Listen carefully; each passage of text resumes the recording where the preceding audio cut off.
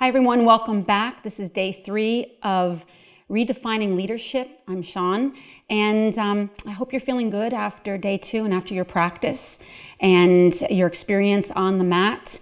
It's so important, as I expressed yesterday, that we take the time to incorporate these embodied practices into our efforts. Otherwise, the information can get really cerebral, can get very much caught up in the head.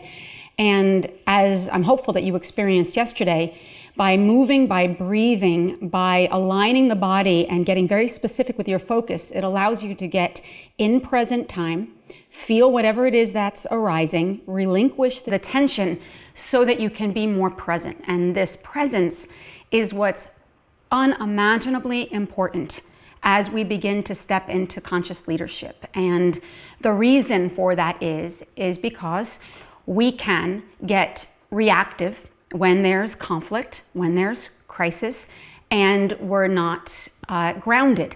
By practicing yoga, by learning how to incorporate the deep breathing, it gives us one more tool that we can use for self-regulation, and so that we can trust ourselves to be able to show up as mindfully as we possibly can. This then informs the choices that we're going to make.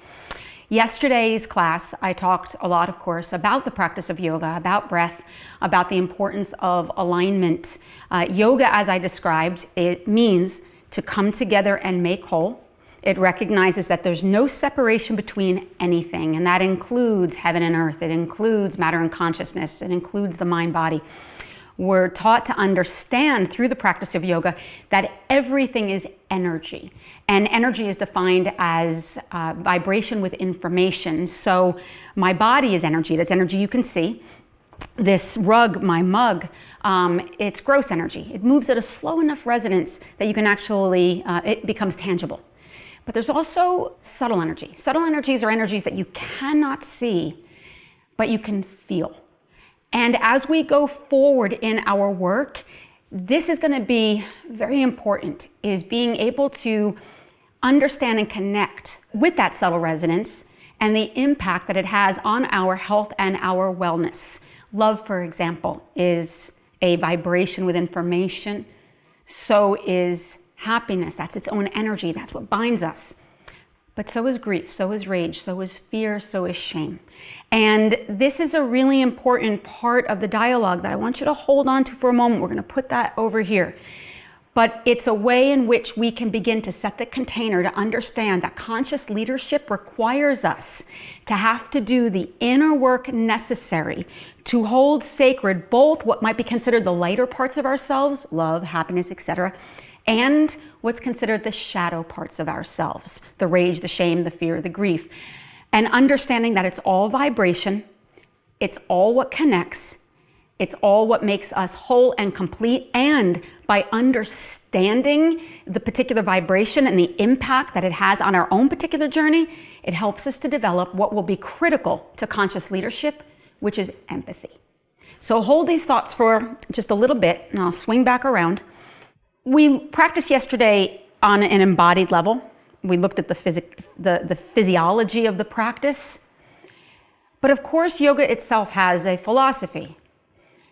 When we understand that everything is connected, when we understand that everything is energy and it binds, there can be no separation. There can be no other. When we look at our societies today and the systems which determine our society, we recognize that everything operates in an unequal power dynamic. A power dynamic, power over, which gives a lot, including resources, influence, power, money, to some, and power under, which gives very little to many. Power over would be considered dominance. Power under would be considered oppression.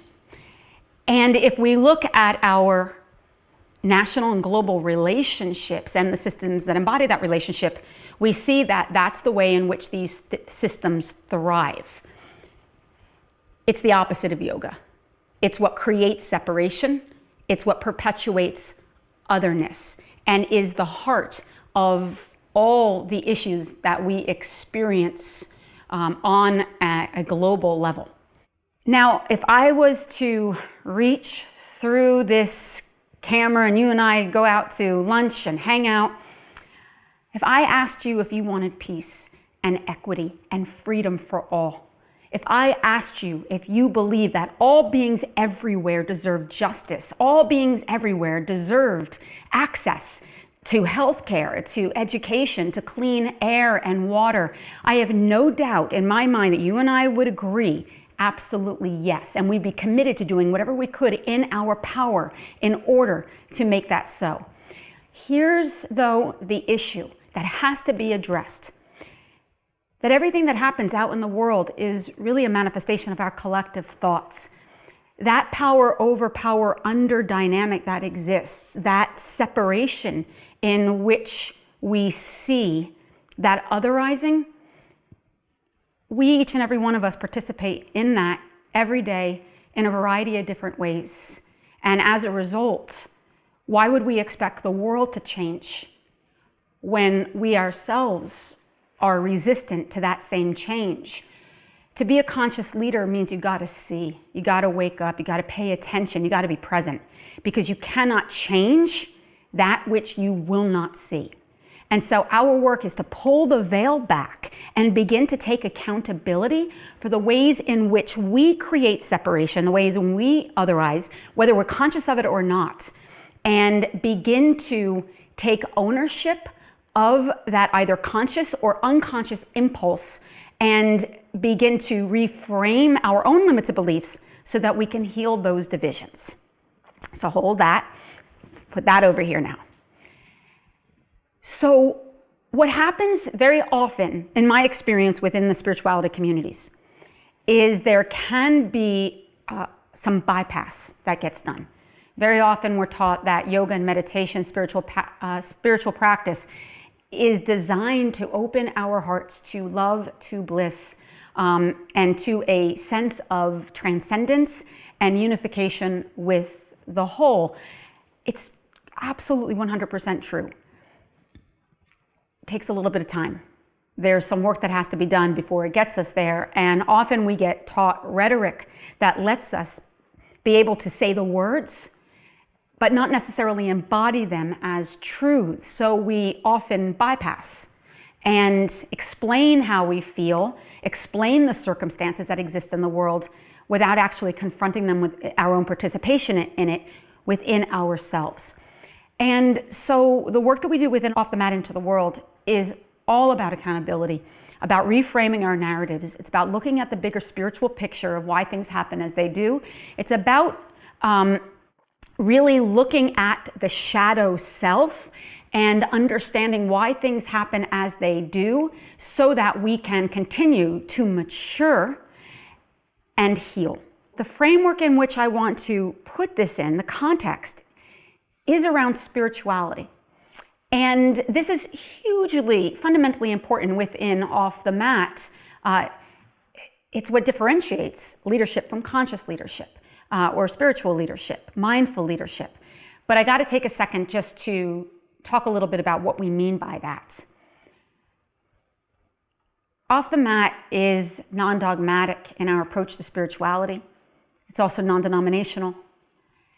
I wouldn't even necessarily suggest that the way in which we connect to spirit would be through a religious methodology, although for some of you watching it very well may be. The way in which I define spirituality, it's that which exists within that's of truth and love. And that which exists within it exists within all. In my experience, God was suggested as something patriarchal that showed up when you mess up, that punished. And for a lot of people, we have rejected that particular understanding of God and separate ourselves from the context of spirituality because it's fraught with, for some, a lot of harm. As we go forward, and especially for myself, talk about God or spirit, You understand from where I'm coming from, that it's not saturated in a dogma, it's saturated in a belief that we are all connected, that love is everything, that truth is our core, and that love is not something we're becoming, it's what we're awakening to, but we have to remember who we are. And that's the work, is remembering who we are, because when I remember who I am fully and completely, I will remember who you are. When I'm able to have empathy for my journey as it is, I will honor and respect your journey, knowing that the pathway is bringing you home to your highest self. So, that understood. Now let's jump back to yoga. In the path of yoga, there's 8 limbs in which we work with that ultimately lead us towards our awakening, our samadhi. If there was a goal in yoga, that's the goal. It's the samadhi, it's waking up. It's that emergence with what would be considered the divine or love. This takes lifetimes, just by the way. And in the process of those lifetimes, there's something that we experience that's called karma. And very often we look at karma as being something, right, wrong, good, bad. In the spiritual practice, we don't compartmentalize like that. That's ego. What we're taught is that we are here in these bodies to awaken and learn what this love is. The rate in which we awaken to this divinity, to this love, is unique to each soul on their path. And all of us have to go up against certain aspects of our ego or our humanity in order to learn these lessons. Therefore, life happens. We can't change what is, but we can change our perception to our experiences. I'm not suggesting this is easy, but I am suggesting there are tools in which we can use that can help us both on an emotional, psychological, spiritual, and physiological level integrate this information so that we can assign meaning even to the incomprehensible, which allows us then to go through that process and mature and see a bigger spiritual reason to why things have happened as they have. But we can't skip steps, which is what we tend to do when we approach spirituality through that lens of bypass, as if the goal of the practice was just joy. That would be nice, but that would also separate, as if grief was somehow bad, as if our anger was somehow flawed. Remember, in yoga, no separation. Everything is connected. Everything is integrated. I cannot know my light unless I'm in relationship with my shadow. My hope is that you really start to look at your own particular narratives through this lens. In the spiritual practice, what we're taught is that as you're on this pathway, that everything happens the way it's supposed to in order for the soul to transform. Now, I said that as flip as I possibly can because that's a saying that we hear all the time in our spiritual practice that without unpacking it can absolutely seem like bypass. Everything happens the way it's supposed to in order for the soul to transform. It's true, and everything happens exactly the way it's supposed to in order for the soul to transform because, like I said before, you can't change what is. I don't necessarily believe in predestination. I believe in choice. But if something has happened, it happened. And there it is. It's sitting right in front of you. So now what do we do with this piece of information? There's a co-creative process that is going on within the subconscious. That what's being mirrored back to us is the essential lesson that will allow us to witness within ourselves, the places within ourselves that's disconnected from God, that's disconnected from grace. When we can begin to heal those limited beliefs, reframe those narratives, and come back into wholeness within ourselves, we can begin to understand this, that everyone's doing the best they can with what little they know, based on the trauma they've experienced and the lack of tools that are available to them. That when we don't have access to this spiritual information and are unable to see that bigger, broader spiritual picture, what happens to that emotion? What happens to those bigger feelings? Where do we place it? Where do we go? As a result, we tend to get reactive, making someone else wrong so that we can be right, taking that energy that's within ourselves and projecting it on someone else, rather than being able to see the humanity, the divinity within that other soul. This is the work that we at Off the Mat try to explore within ourselves so that there is some framework. As a leader, if I go out into the world and I'm just against something, then all I'm doing is projecting my negativity onto something without seeing that bigger picture. I become the problem. In conscious leadership, we have to be for something. And what it is that we need to be for, my hope is that it's love, it's humanity. It's recognizing the soul within each physical being, seeing where they've come from within their own life and the journey they're on, and honoring that person. So I want you to take a moment just to reflect on what I've said.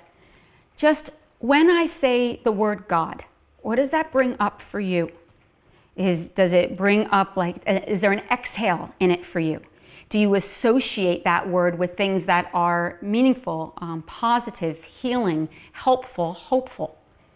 When you hear that word, does it bring up feelings of judgment, of fear, of disconnection? Are there words that you do feel comfortable with in relationship to spiritual practice that you haven't considered? Consciousness, spirit itself, interdependency and connection. Maybe it's just love. What does spirituality mean for you? Why would spirituality be an important part of conscious leadership? And how would using spirituality in your work help you in your leadership? I know for myself that it's important in the work that we do to see a bigger picture at play. I know that I am a part, a very small but significant part of a broader vision for social, environmental, racial change, justice, and transformation. I know that for peace to occur, we all need to be in relationship, unified and connected. But there needs to be a follow-through that unites us all. And for me, that follow-through is love, is spirit. So although my role is small, but significant, so is Hala's, so is Suzanne's, so is yours. Regardless of how long you've been on the mat, regardless of your ethnicity or religion or gender or abilities or age, regardless of all the different ways in which we tell ourselves that we're not enough, we don't have enough information or resources or community, I believe in my heart that right now, all of us in different ways at different times need to elevate our own consciousness, move away from the limitations of our shadow self and our ego, and see the love and the potential in all souls, and do what we have to do in order to create this necessary social change. Without that spiritual context, without truth and love, my rage, my fear, my judgment, my jealousy, my anguish, my grief, the quality of my conversation, it's going to determine the way in which I relate, the way in which I connect, the way in which I view the perceived other. I need to feel all those feelings. I need to be in relationship with my rage, my fear, my grief, my guilt, all of that. But I cannot let it run the show. Now tomorrow, I'm going to be taking you through a practice. And I'm going to be talking about spirit. And we're going to be using our bodies to pray. And we're going to be opening ourselves to that connection that we feel within the earth, within each other, within spirit. As a precursor to some of the deeper work that will begin to peeling this back. Because as we move to day 5, Hala's going to be breaking down even more specifically the way in which the shadow blocks us from our light, and more importantly, the way in which that shadow lives within the cellular tissue, impacting our health and our wellness, and therefore the way in which we show up in the world. I want to just plant that little seed so that as you're practicing tomorrow, you start to sensitize yourself to your body, to your breath, to yoga as a philosophy as a whole, to spirituality as a root force, but also to the ways in which our bodies hold on to this significant information that can transcend us from our fear to our love, from our resistance to our expansion, from our fear into our faith. Because a relationship to spirituality is not what we know, it's what we feel. And tomorrow, through the practice of yoga, my hope is that through these embodied practices, you can begin the process of connecting to that spirit within, and that from this point forward, if it's not already a part of your practice, that you will make a commitment to taking a breath, to placing a hand on your heart perhaps, remembering who you are, remembering who we are to each other, and opening yourself to a higher vibration that bonds all of us in love and as one. To have a connection to your practice in this way beyond the body helps us to begin to assign meaning to the tension that lives within our body, purposefulness to the pain in which we've experienced, and motivation to make the necessary changes from inside so that we can not only show up in the world in a more conscientious and mindful way, but so that we can stand in front of the perceived other and recognize who they are truly, the relationship that binds us, and the ways in which all of us are here to teach us how to truly love bigger than we ever imagined possible. Another thing that I want to mention, just as a little seed. So if everything happens the way it's supposed to in order for our soul to transform, and there is no otherizing, maybe stay open to the fact that every moment is a teacher and teaching, and every experience is ultimately for the highest good of our consciousness. To unpack that is so deep, and yet my hope is that you'll stay open to the possibility of that inquiry for yourself. What would it mean if every experience wasn't something that was being done to you, but it was something that was being done for you? And would you be willing to look at your own experiences, perhaps tonight, and unpacking that just a little bit? So my hope is you also take care of yourself. Maybe also explore some of the questions that I asked earlier. What is God to you? How do you define God? And if you don't like that word, what is the word that you use for spirituality? If you're an atheist, what is your relationship to that word? Your relationship to spirituality? Your relationship to conscious leadership, devoid of either the word spirit or God? And if you want to, reach out to the broader online commune community and let yourself be in dialogue with each other about that and see what comes up. God is a tricky thing, and it's unique to each soul. And the truth is, it's ineffable. It can never truly be defined or even expressed. The moment I try to put words to spirituality or to God, I'm already wrong. I'm limited by my 5 senses. And yet, there is something that beats our heart in compassion and in empathy and moves us towards wanting this connection so that we can unify in the name of peace. Whether it's God or spirit or love or whatever, it doesn't matter.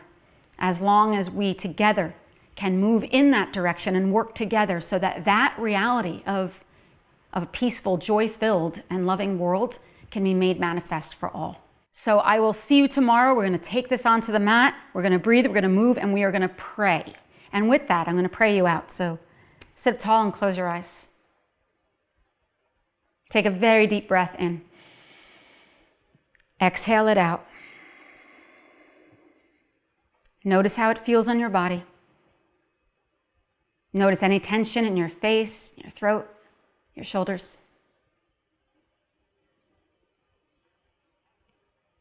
And then place your palms into Namaste. Namaste meaning the supreme sweetness that exists within my heart and soul honors that same divine light that dwells within you. We ask, may this work be an opportunity to bring us closer to the divinity that's within our own hearts. And as we remember fully and completely who we truly are, may we have the willingness to look around the world and see that same grace within all souls. Regardless of our differences, may we see the love that binds us as one. May we honor those differences, learn from those differences, and may we connect to the oneness that we truly are, the light and the shadow, the divinity and the humanity. May we hold all sacred, all blessed, all whole. May we continue to do the inner work and have faith in this pathway as we return home to ourselves. Take another very deep breath in. Exhale it out. Open your eyes. Blessings, namaste, shalom, salam, aho, peace, peace, peace, peace. Hey, thanks for watching. If you liked this Commune Masterclass, then I think you'll love this video right here. Connect to the sensations in my body and be like, all right, Grandma, I hear you. You're scared. But what's happening now is not actually in present time. Ground.